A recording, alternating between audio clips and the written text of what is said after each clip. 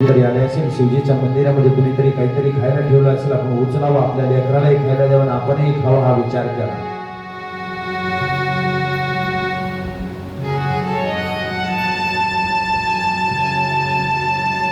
दिवस मावळण्याच्या अगोदरचा 1 तास होता. एक ऋषी पत्नी असणारी प्रदोषाचं व्रत करून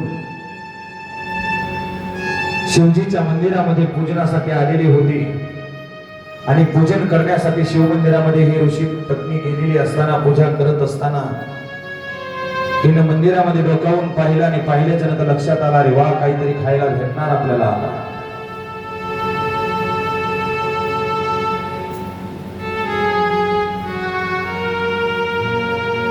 पोटाला कितीही सांगितलं, पोट मात्र गप्प बसत नव्हतं. पोटाला उपासमारी झाल्यामुळे अंतःकरणातून भूक लागलेली होती आणि भूक लागल्याच्या नंतर पूजा करेपर्यंत सुद्धा मन बसत नव्हतं. अंतःकरणाने ब्राह्मण स्त्री असणारी, गरीब स्त्री असणारी मध्ये गेली आणि मध्ये गेल्याच्या नंतर सांगितलं, हे ऋषी पत्नी, तू देवपूजा करते त्यात काही वावग नाही, पण माझी अशी इच्छा आहे, तू जे काही खायला आणलं असेल ना, ते खायला माझ्या लेकराला मला दे.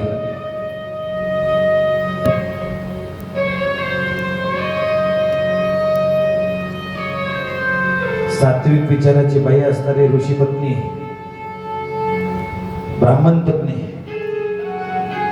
भाऊ साहेब, भाऊ आणलेलं अन्न, आणलेला प्रसाद सर्वच्या सर्वच उचलला आणि उचलल्याच्या नंतर या ब्राह्मण स्त्रीच्या हातामध्ये दिला आणि खा बाई सांगितलं. हा गरीब असणाऱ्या, दरिद्री असणाऱ्या या स्त्रीनं ते असलेला प्रसाद घेतला आणि प्रसाद घेतल्याच्या नंतर त्या प्रसादाचा एक घास खाल्ला आणि खाल्ल्या खाल्ल्या थु थु थु थु थु थु थु.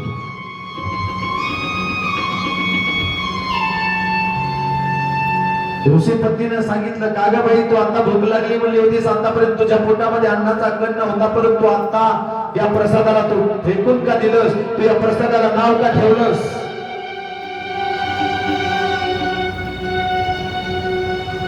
त्यावेळेस तिने सांगितलं, याला चव आहे का, याच्यामध्ये मीठ तरी आहे का, असला प्रसाद असतो का, असला अन्न असतं का? नाही खायचं, अन्न फेकून दिलं, अन्न खाल्लं नाही तिने. मात्र अन्नाला नाव ठेवलं, प्रसादाला नाव ठेवलं. जीवनामध्ये आयुष्यात आल्याच्या नंतर प्रसादाला नाव ठेवू नका. मीठ नसेल तरी खा, मीठ असेल तरी खा, कच्चा असेल तरी खा, जसा असेल तसा मिळालेला प्रसाद स्वीकार करा.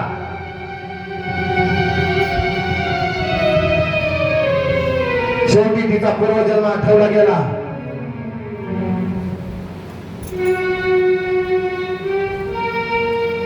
आणि आठवल्याच्या नंतर लक्षात आलं, आपल्यावर एवढी दरिद्रीची वेळ कशामुळे आली, तर आपण फक्त आतापर्यंत अन्नाला नाव ठेवत आलो म्हणून आपण गरीब झालो. आणि जीवनामध्ये तुमच्यावर दरिद्रता तेव्हाच येते, तुम्ही जर कुणाच्या अन्नाला नाव ठेवलं, म्हटलं तर अन्न खा, नाही खाऊ वाटलं तर त्याला नाव ठेवू नका. कुत्र्याला घावा, गाईला नेहून द्या, जनावरा पुढे टाका, पण कुणा जर अन्न आपल्याला दिलं असेल तर त्या अन्नाला नाव ठेवू नका. प्रसादाला नाव ठेवू नका. कुणाचे निंदा नालस्ती करू नका. प्रसादाचं कसलंच काही जरी असेल, चांगलं म्हणून स्वीकार करा, नसेल तर सोडून द्या. तुमच्याही घरी प्रयोग करायचा असेल तर आजपासून करायला सुरुवात करा.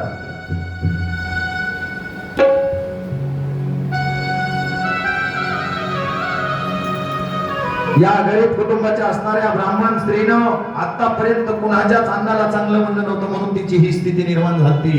पती गेला आणि अन्न अन्न अन्न अन्न म्हणून मरत होती स्त्री, कारण प्रत्येक वेळा अन्नाला नाव ठेवलं होतं. आज सुद्धा तिने प्रदोष काळामध्ये महाप्रसादाला नाव ठेवलं, पुन्हा तिची दशा बदलली गेली.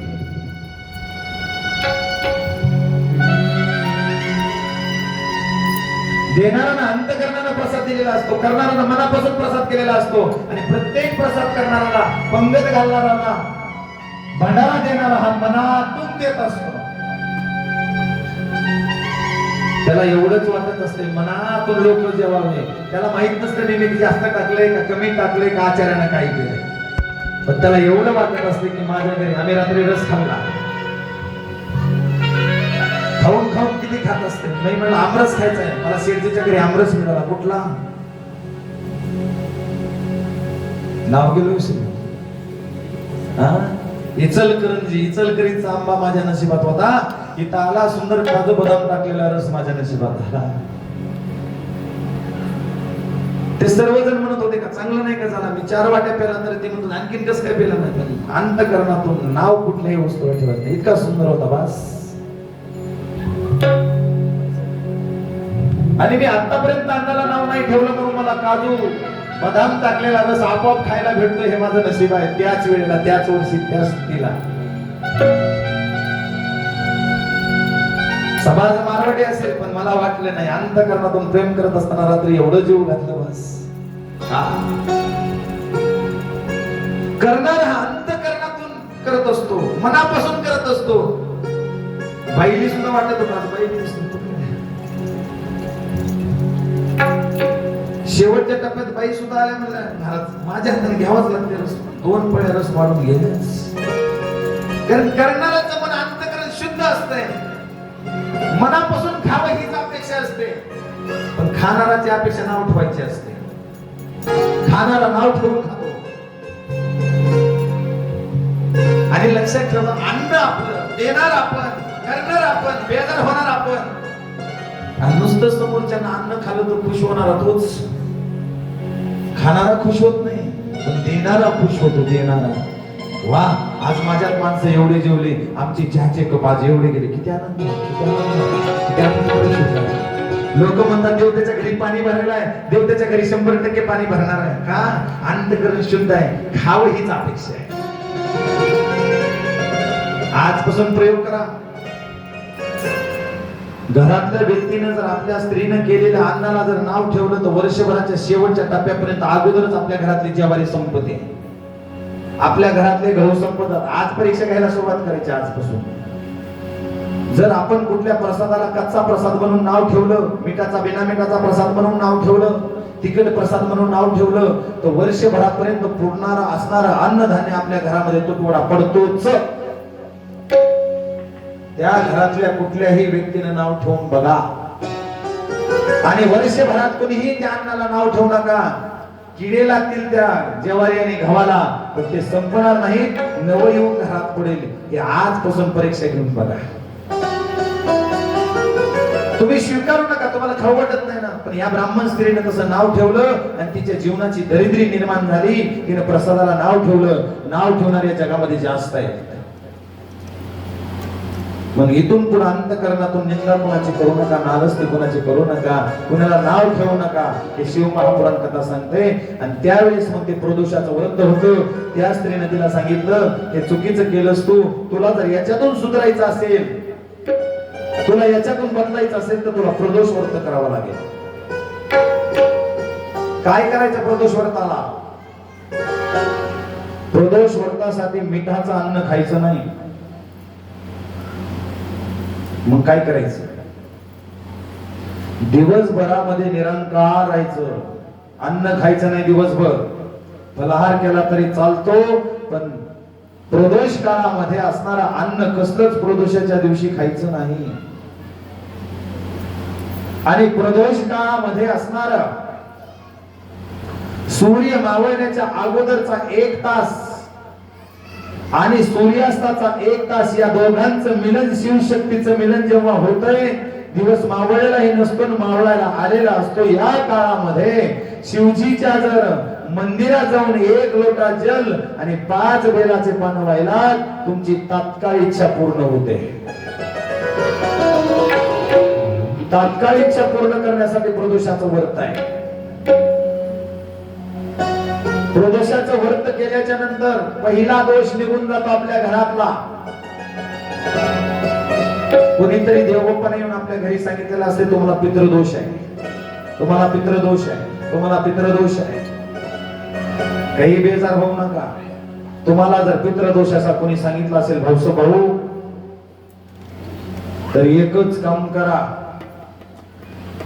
प्रदोषाचं व्रत करायचं आणि प्रदोषाचं व्रत केल्याच्या नंतर 1 लोटा जल आणि 5 बेलाचे पान प्रदोषाच्या दिवशी महादेवावर घ्यायचा आपल्या घरातला पितृदोष आपोआप शमन होतो.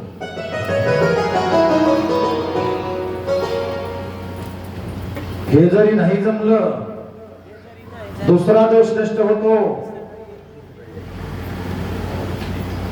नाग सर्प सर्पयोग दोष असतो का? नागबली नाशिकला जाऊन करण्याची गरज नाही.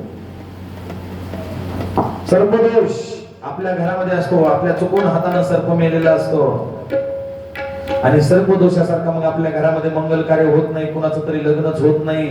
प्रत्येक गोष्ट करत असताना आडवीच येते, तर तो काल सर्पदोष असतो. हा काल सर्पदोष जर आपल्याला मुक्त करायचा असेल तर आपल्याला प्रदोषाचं व्रत करावे लागेल. आणि प्रदोषाच्या व्रत काळामध्ये फक्त महादेवाच्या मंदिरामध्ये एक तुपाचा दिवा लावावा लागेल. बाकी काही करायचं नाही, फक्त तुपाचा दिवा लावायचा एक.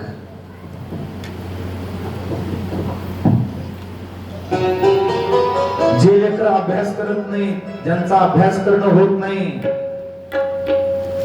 बुद्धी चलत नाही, बुद्धीचा प्रयत्न करतात पण लक्षात काहीच राहत नाही, जगात मोठं भाव वाटते पण अभ्यास करू वाटत नाही, आळस येते अभ्यास करताना, त्याने एकच काम करायचं, प्रदोष काळामध्ये महादेवाच्या मंदिरात जाऊन तुपाचा दिवा लावायचा, बस.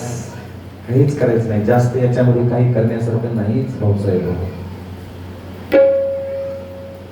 याच्यानंतर असं सांगितलं गेलं या प्रदोष काळामध्ये मनोकामना पूर्ण करण्यासाठी, आपली मनोकामना पूर्ण व्हावं असेल तर प्रदोष काळामध्ये 5 बेलाचे पानं, हिरवे मूग, गुळाचा खडा आणि घरचं पाणी आणि 5 सेमीपत्र म्हणजे सौंदर्याचे 5 पानं. आज प्रदोष आहे म्हणून प्रदोषाचं महत्व सांगतोय. विशेष पर्व काळ तुमच्यासाठी आलेला आहे, हे एकत्रित करायचं आणि प्रदोषाच्या दिवशी महादेवाच्या पिंडीवर टाकून द्यायचं. तुमची असणारी मनाची इच्छा आपोआप परिपूर्णतेला जाते. त्याच्यानंतर आपल्या पोटाला लेकरू होत नसेल, संतान होत नसेल, काही केलं, बरेच दवाखाने केले, बरेच देवधर्म दाखविले, पण मुलगाच येत नाही पोटाला. आपल्याला तर मुलगा पाहिजे, एक मुलगी झाली पण 15 वर्ष झालं लेकरूच आणखीन होत नाही. एकच लेकरू झाले, त्याच्यावर लेकरूच होईना गेलंय.